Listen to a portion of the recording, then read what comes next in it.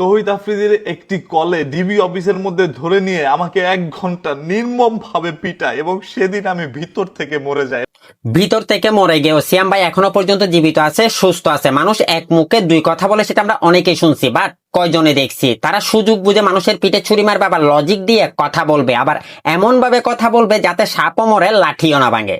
অপরাধ ছিল শুধু তাকে নিয়ে একটা ভিডিও বানানো, যে ভিডিওর মধ্যে আমি কিছু সত্য তথ্য তুলে ধরেছিলাম যেটা তৌহিদ আফ্রিদির পক্ষেই ছিল। তারপরও সে বুঝতে পারে নাই, আমাকে নিয়ে ডিবি অফিস এমন ভাবে পিটাইছে যে আমি 2 মাস ভাই চেয়ারের মধ্যে বসতে পারি। আফ্রিদির একটা ফোন কলে ডিবি পুলিশ ওনাকে ওটাই আনিয়া পাশা লাল করে দিছে। উনি চেয়ারে বসতে পারে না, ঘুমাইতে পারে, আবার ভিডিও বানাইতে পারে। আমি কিন্তু শুরুতে বলছিলাম মানুষ এক মুখে দুই কথা বলে, কেন বলছিলাম এবার সেটা একটু ক্লিয়ার করা যাক।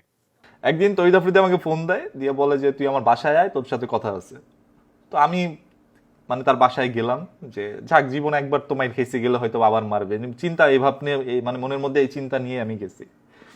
তো তার বাসায় যাওয়ার পরে সে আমার সাথে বসে প্রায় 1 ঘন্টা, তার বারান্দার মধ্যে বাসায় বসে আমার সাথে কথা বলে গুলশান 2-এর মধ্যে। তো সেইখানে অনেক কথার মাঝখানে বুঝতে পারলাম যে না, সে অনুতপ্ত খুব।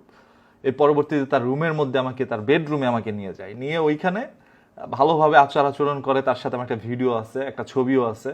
তো চিন্তা করলাম যেহেতু ছেলেটা অনুতপ্ত, সেহেতু মন থেকে আমি তাকে ক্ষমা করে দিই। হ্যাঁ, আমি তাকে আমার মন থেকে সেদিনই ক্ষমা করে দিছি। হ্যাঁ ভাই, আপনি তাকে মন থেকে ক্ষমা করে দিচ্ছেন, সেটা আমরা বুঝতে পারছি। আমি শুরুতেই বলছিলাম না মানুষ এক মুখে দুই কথা বলে, এই কারণেই বলছিলাম। আফ্রিদি তার নিজের ভুল বুঝতে পেরে তাকে তার বাসার বেডরুমের মধ্যে ডেকে নিয়ে বিষয়টাকে মিটমাট করছে, তার কাছে অনুতপ্ত হয়েছে, দুঃখ প্রকাশ করছে।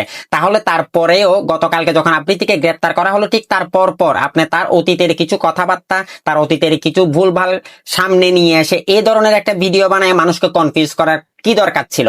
আমি বলছিলাম না মানুষ সুযোগ বুঝে পেছন থেকে ছুরি মারে, এই জন্য কথাটা আমি শুরুতে বলে রাখছিলাম।